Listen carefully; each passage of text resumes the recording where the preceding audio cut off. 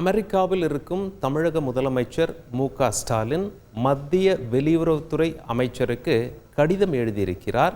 இந்த கடிதத்தில் இலங்கை கடற்படையால் சிறைபிடிக்கப்பட்ட தமிழக மீனவர்கள் மற்றும் அவர்களது படகுகளை விடுவிக்க நடவடிக்கை உடனடியாக எடுக்க வேண்டும் என்று சொல்லியிருப்பது குறிப்பிடத்தக்கது.